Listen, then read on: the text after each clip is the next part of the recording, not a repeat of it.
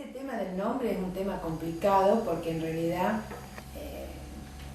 o sea, a mí me parece interesante esto de cuando uno se casa, va juntando culturas, historias, y de eso me hago cargo. Pero no de los apellidos, porque en realidad uno con su apellido carga toda una historia que yo eso no lo negocio. Pero bueno, la gente en Pergamino decidió ponerme Churini y yo acepto esa construcción del lugar, digamos, ¿no? Y con respecto a lo que ustedes preguntaban, estos temas de los orígenes, de todo lo que uno ha construido a lo largo de su vida, yo pongo como cosa fundamental el hecho, que me marca de una manera muy significativa, el hecho de haber nacido en Concepción del Uruguay, Entre Ríos, donde el río ahí es forma parte del paisaje, pero además nos construye a todos nosotros, o sea, construye nuestra vida social, construye todo lo que hace al goce. O sea, nosotros entendemos el goce siempre relacionado con el agua. Y bueno, mi papá era, mis dos padres docentes, ¿no? Mi mamá profesora de letras y papá profesor de educación física formado en San Fernando con una formación militarista en la década de los 40. Y mi mamá formada en la Facultad de Filosofía y Letras en Buenos Aires, que ella tuvo, que era su gran orgullo, el haber tenido a Ricardo Rojas como profesor, lo cual le da toda una manera de entender la literatura desde lo nacional, con todo ese pensamiento que tenía Ricardo Rojas. Mi papá era un hombre de río, cazador, pescador, y además era velerista. O sea que nosotros empezaba el calor y nos pasábamos. Cuando terminaban las clases, a la mañana íbamos al club de papá donde tenía el barco y a la tarde nos íbamos al balneario municipal con toda la familia. Por eso hablo del río como el gran espacio, y uno al río lo lleva en la piel, es una cosa especial. Empieza el calor y yo ya siento esa lejanía y esa necesidad absoluta de estar al lado de algo de agua. Y te digo que cuando no puedo ir a Concepción del Uruguay, bueno, camino por el arroyo y ya el arroyo me emociona y me conmociona. Mirá vos hasta qué punto uno necesita el agua, ¿no? Y la otra cosa que marca de una manera muy importante es el haber nacido en Concepción del Uruguay. Nosotros, los que nacemos ahí, y no es soberbia, pero a nosotros desde chiquitos nos decían que nosotros habíamos nacido en el lugar de la historia, o sea, la historia del país pasaba por ese lugar donde nosotros habíamos nacido. Y entonces eso nos daba a todos nosotros una sensación de que todos, de alguna manera, éramos unos héroes de esa historia, más grandes, más pequeños, ¿viste? Pero de alguna manera la historia nos había tocado y entonces nosotros teníamos que de alguna manera ser partícipes, porque, bueno, por supuesto Urquiza, el general Urquiza era todo, o sea, la iglesia era de Urquiza, el Colegio Nacional era de Urquiza, es el primer colegio, bachillerato no religioso en el país. Entonces nosotros nos daba y eso nos repetían desde la primaria, de una manera muy machacona, o sea, esto de nacimos en la ciudad de la cultura. Y eso entonces me ha marcado en esto de entender que todos nosotros, y hablo de todos, siempre somos protagonistas de nuestra historia. Quien más, quien menos, algunos con más convicción, otros con otra posición en otro lugar, pero de alguna manera todos marcamos un senderito. Entonces, cuando yo vine acá a Pergamino y llevé a mis alumnos a hacer el viaje y se asombraron y decían, pero entonces acá también pasaron cosas.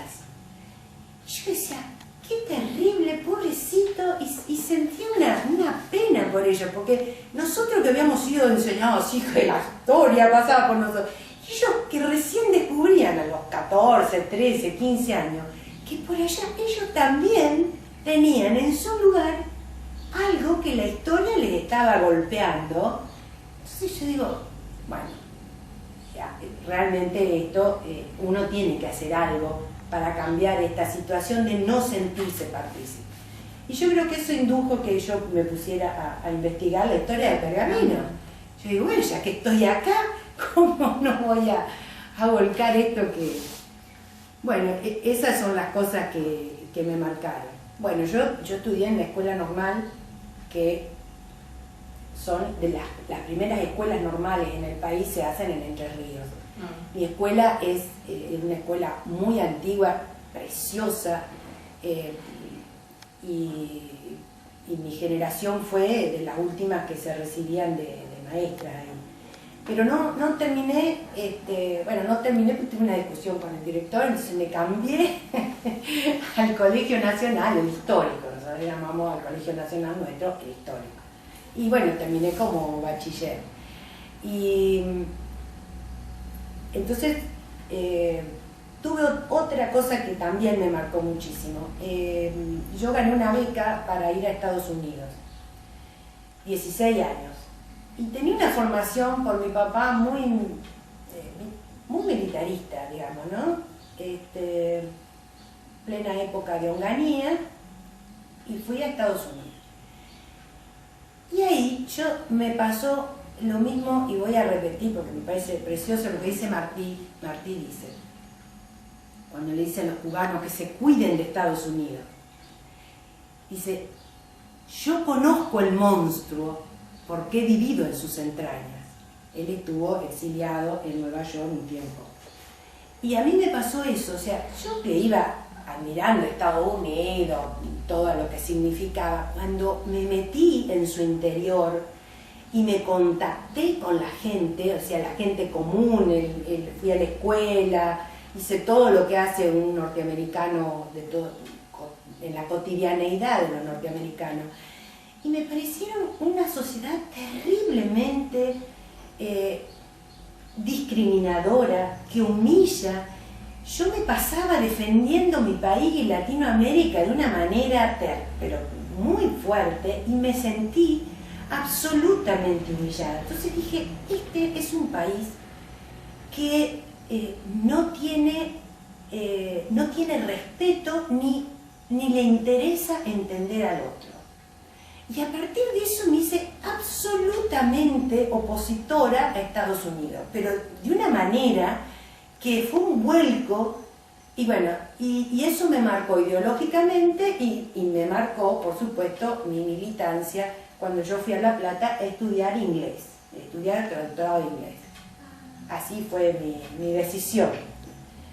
Y fui y estuve un año, me parecía aburridísimo. Yo fui en el 70. Cae Onganía, sube Levington, fueron mis primeras asambleas donde yo iba a escuchar, a ver las posiciones de izquierda. El peronismo no podía ni hablar en esas asambleas porque en realidad, en una facultad de humanidades, traductor inglés estaba en humanidades, era absolutamente la ultraizquierda, el PRT, los maoístas, el PC.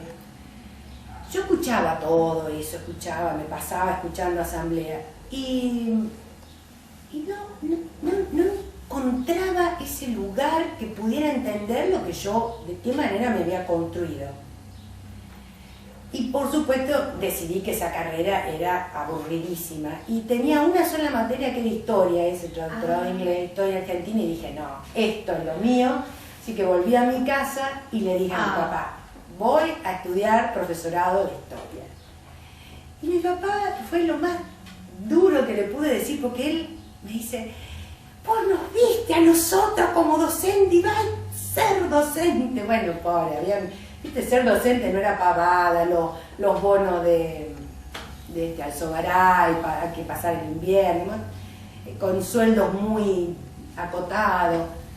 Y sí, y realmente fue lo más lo más inteligente de otras cosas, no debe haber sido lo único, pero fue una decisión y no hubiera podido hacer otra cosa. Lo único, mi cabeza para lo único que está preparada es para la historia y no tiene otra manera de funcionar, es así. En eso es absolutamente determinante. Y la docencia es una cosa fantástica. Yo creo que una de las tareas, si uno se siente parte de la historia, el lugar que te da la docencia es un enorme lugar. Una cosa que yo siempre le repito a mis alumnos, tienen todas las herramientas para la construcción de una nación. Aparte, mirá vos, es eso. Es muy grande la tarea que nos toca, pero es fantástica. Es realmente lo que uno se emociona cuando ve en un alumno ir enriqueciéndose. Vos ves cómo crece su cabeza, su manera de mirarla cuando descubre algo, cuando descubre que puede responderse a las dudas, ¿no? Mi marido trabajaba en el INTA, así que nosotros nos fuimos moviendo en distintos lugares y bueno, cuando yo conocí a mi marido, que es mi compañero, es mi marido de vida, pero ideológicamente somos compañeros, que eso es muy importante. En realidad es muy difícil vivir con alguien que ideológicamente es absolutamente diferente a uno.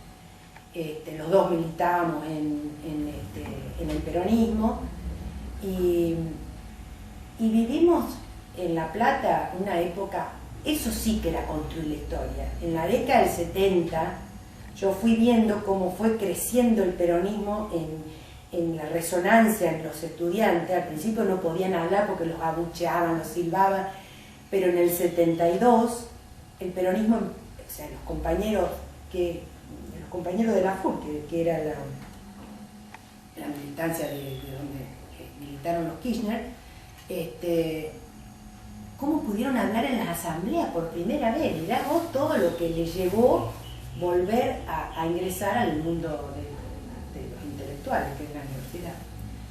Y bueno, me recibí, terminé de militar en el 73 con todo lo que significó los cambios en la universidad en ese momento. Era realmente muy importante, era un mundo de ebullición y donde vos sentías que esos sueños que vos tenías los ibas a alcanzar, estaban todos ahí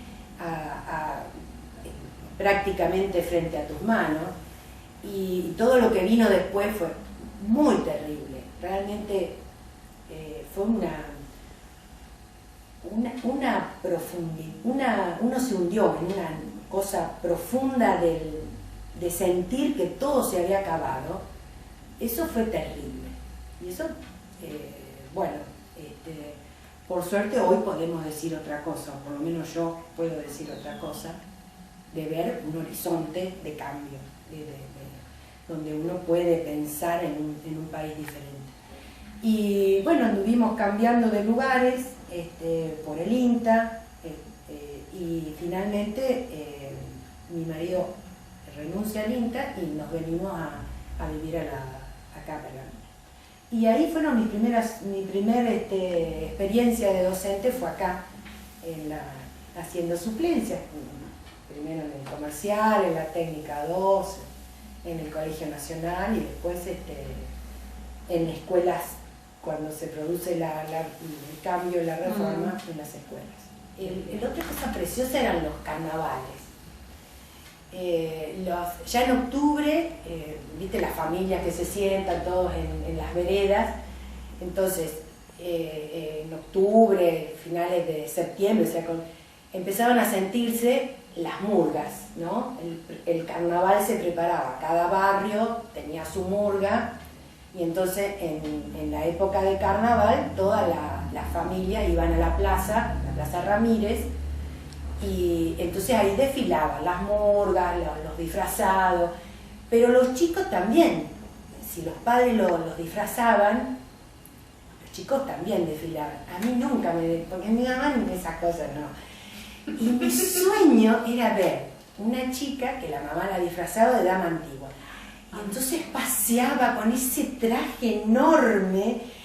Y era el sueño de toda mi vida tener un traje de dama antigua. Pero lo bueno de, bueno, después jugábamos mojándonos, los chicos corríamos, pero lo bueno de esos carnavales, que eso es todo un cambio en cómo funciona la sociedad hoy y en esa época. Ahí participaba todo el pueblo, porque el pueblo o desfilaba o estaba ahí y los chicos jugaban, participaban las murgas de todos los distintos barrios marginales, que con mucho esfuerzo se hacían sus trajes todos brillantes y entonces bailaban con esa forma tan dislocada que tienen las murgas, pero eran murgas, o sea, nada del carnaval brasilero, ni nada de esa cosa lujosa, nada, era un pueblo festejando. Eso se pierde y el carnaval hoy se transforma en realidad en un enorme espectáculo donde está lo empresarial y donde la felicidad o el disfrute se transforma en una mercancía, donde todo se vende, la silla que vos tenés para sentarte, bueno, todas las otras cosas. Sí. Lo nuestro era participación plena y bueno, los juegos nuestros eran, bueno, muy con el gallinero. Yo tenía la gallina y tenía pollitos, y esos pollitos yo les daba de comer y los ponía en fila, así, todas esas cosas, armaba casitas, jugábamos, éramos 15 primos y todos íbamos a la casa de mi abuelita era, esos seres, eran de Fray Bento, porque bueno, en Entre Ríos, viste, todos tenemos parientes de un lado y otro, y era una vasca muy tranquila. Ella jamás se inmutaba, nunca se enojaba. Si tenía que separar algo, porque había algún conflicto, ella lloraba, y entonces en el llanto, los demás ante el llanto de la abuelita, todos paraban, extraordinario, pero nunca jamás la sentí ni quejarse.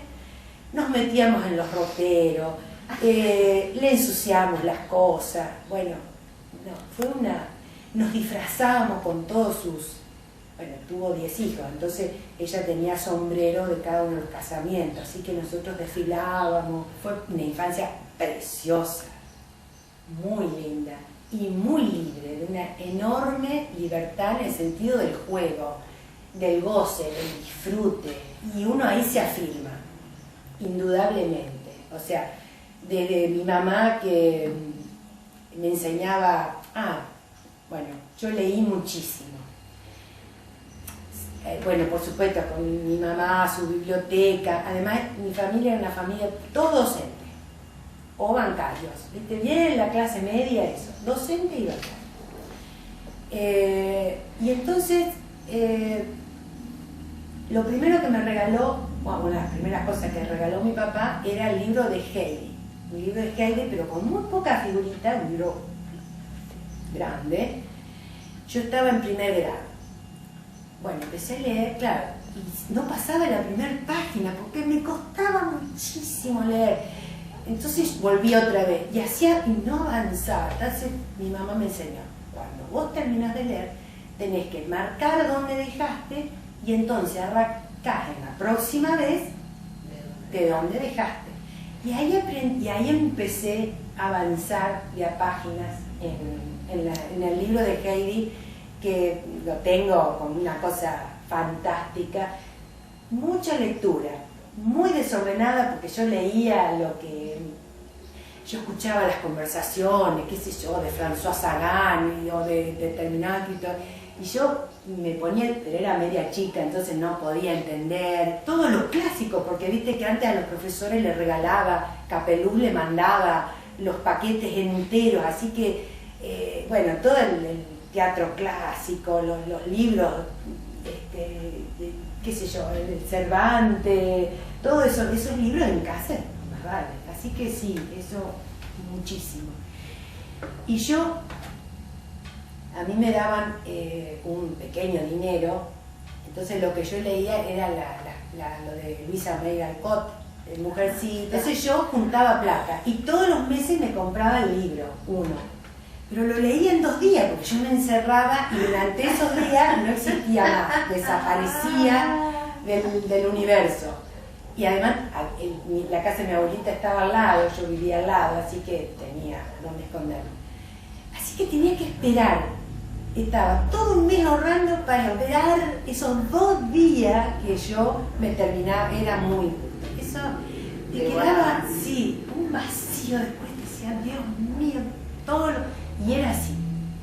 No es que me daban el libro porque no, yo tenía que esperar un mes hasta que juntaba, pero bueno, era la lectura fue otra cosa que me marcó de una manera, porque yo sentadita ahí en mi lugar, yo en realidad vivía las historias de todos esos personajes que estaban en cada libro. Entonces mi vida era una cosa fantástica.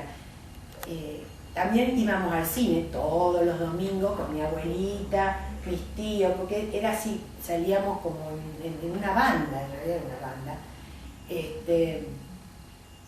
Y cuando yo terminaba la película, después salía caminando por la calle y yo siempre pensaba que alguien me iba a descubrir, iba a llegar a ser una actriz o me iba a pasar lo de ese personaje. Así que siempre caminaba pensando en que alguien de atrás me descubriera. Bueno, por ese ratito que caminaba, después no me descubrió. Y bueno, esas cosas que uno tenía de chico. Bueno, esa fue la infancia. Pero muy estimulada, absolutamente. Por mis profesores también. Bueno, yo era la hija de una profesora y entonces de alguna manera era muy cuidada. Por allá algunos profesores me cuidaban demasiado en matemática y esas cosas. Yo siempre me gustó leer y leía bien, entonces me elegían para leer, me encantaba leer teatro y entonces bueno, con eso pasábamos mucho tiempo en las clases, ¿viste? haciendo esas lecturas. Sí, me sentí muy estimulada. Había muy pocos muchachos, o no lo suficiente. Entonces cuando yo fui a La Plata era un mundo de varón, una cosa que yo no podía creer. Entonces yo dije cuando llegué, bueno, acá voy a ir conociendo distintos y voy a elegir entre un montón. Y en el primer lugar que fui, que era una peña, ahí conocí a mi compañero, que le dicen indio, Churín, y ahí fue una cosa que muy fuerte, es decir, viste cuando vos sentís que es él, tu hombre, y no hay vuelta, es ese. Y realmente, cuando fui conociendo, o sea, vos conocés de distintas maneras, siempre llegaba a la conclusión que ese era la persona con la cual yo podía convivir el resto de mi vida, con todos los conflictos que eso significa, porque no es que esto es un nido de rosas ni nada por el estilo, o sea, también en el conflicto está la construcción, o sea, uno construye sobre el conflicto y los consensos, ¿no? Es decir, permanentemente uno está dirimiendo espacios. Y bueno, eso es una pareja, uno va cediendo determinadas cosas por las cuales uno considera que vale la pena, porque lo que construís, lo que tenés construido y querés conservar, vale la pena que vos cedas esa parte, y hay otras cosas que no. Y esto es lo que vos me planteabas desde el papel de la mujer. En una pareja uno está muy presente ese tema del papel de la mujer. Lo que pasa es que yo vengo, y esto también te marca, la pareja. cuando vos venís con una pareja con la cual has militado juntos, y es una militancia de pares, donde vos y tu compañero tienen un lugar igual en la política, pero también en la vida, entonces tu pareja funciona de esa manera. Nosotros no tenemos espacios diferenciados, en el sentido que él tiene sus amigos y sale con peñas o cosas, y yo tengo mis amigas. Yo, en realidad, si salimos juntos, o, bueno, a él por allá no le gustan algunas cosas, entonces voy yo, pero quiero decir, la construcción son espacios compartidos. Y entonces, a ver, el tema del papel de la mujer, en realidad yo siempre he pensado que hay una complementariedad, es eso, y lo mismo en política. Lo que pasa es que nosotros las mujeres por allá tenemos determinados mandatos que a mí me parecen importantes de respetar. Y ahora te digo el tema de los hijos. Bueno, formamos esta pareja y tenemos 5 hijos, 4 varones y la mujer que nació bastante separada de los otros, y que es una experiencia preciosa, realmente. Los hijos son una experiencia preciosa. Y también es una construcción, o sea, una construcción donde acá aparecen ya las personalidades de cada uno trabajando en ese conjunto. Y uno tiene que aceptar determinados mandatos, que la mujer tiene esos determinados mandatos, que es el tema del cuidado cuando el chico es chico, las mamaderas, los pañales, la comida. La comida en mi casa es una cosa muy importante. La comida es un homenaje que uno hace al otro. Por eso me encanta esa novela Como agua para el chocolate. Bueno, lo mío por supuesto no es tan trabajado, y los pétalos de rosa y esas cosas, pero yo siento, por ejemplo, cuando ellos vienen les hago las cosas que yo sé que a ellos les gusta. A mi nieta comparto y ya amasamos juntas, sí, y ella, y entonces me cuenta mi nuera, bueno, porque tengo una nieta de mi hijo, de Enrique y Valeria, y dice que ella pide, yo le regalé una maquinita para esas de juguete de amasar, entonces ella se puso con la máquina y entonces ella cantaba mientras trabajaba con la masa y le iba encargando a la madre, tráeme esto y tráeme, bueno, le sacó foto, pero dice, realmente era un espectáculo. Y nuestros hijos nuestros hijos han construido su vida con enorme fuerza y personalidad, por supuesto, ninguno es fácil de arrear. Ahora, ¿qué cosas uno se siente que de alguna manera ha influido? Uno es la lectura, o sea, todos son muy lectores, y en esto de la participación, eso también. Y otra cosa que yo reproduje en mis hijos, lo que yo viví, es el mundo de lo fantástico. Mi papá era un gran contador de cuentos de la isla, de cazador, de unos personajes de la isla, que los personajes de la isla son lo mismo que los que cuenta Fray Mocho en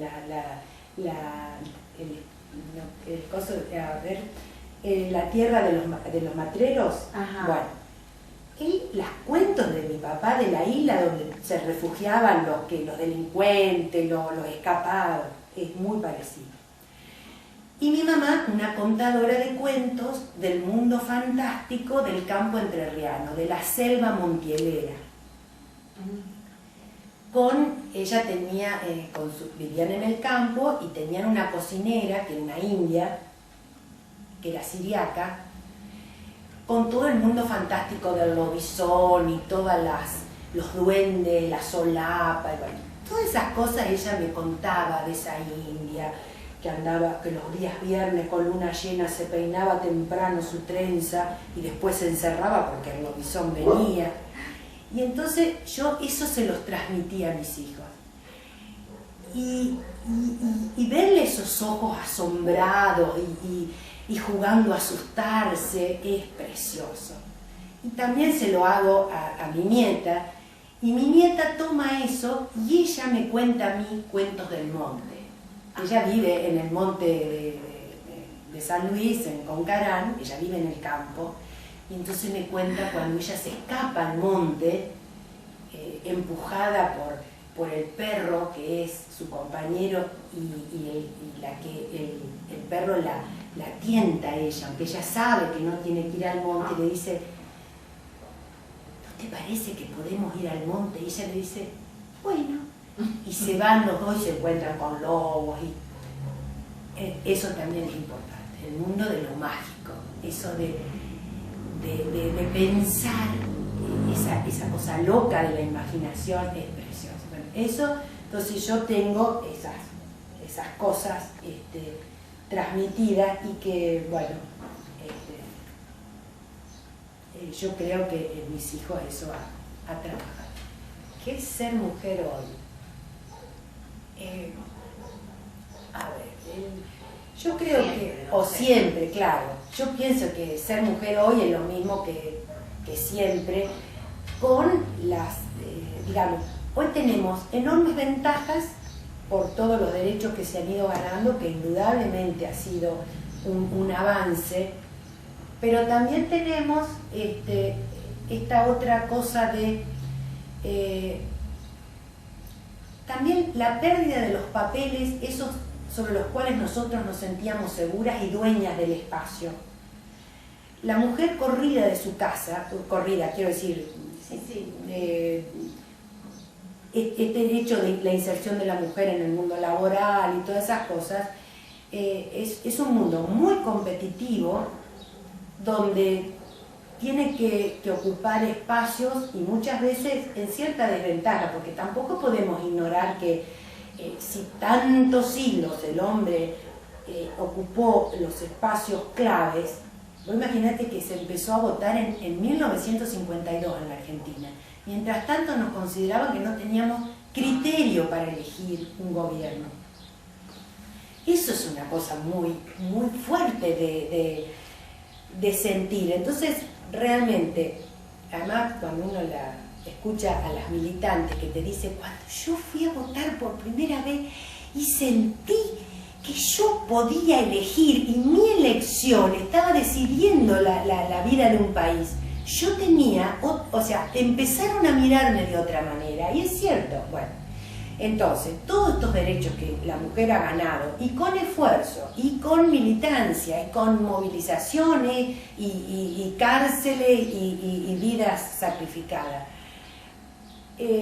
entonces, por un lado nos han beneficiado, pero por otro lado nos ponen un montón de trabajos, porque además de ciertas obligaciones que es bueno tenerlas, como esto que estoy diciendo, el cuidado de los hijos, el cuidado de la casa, poner esa cosa de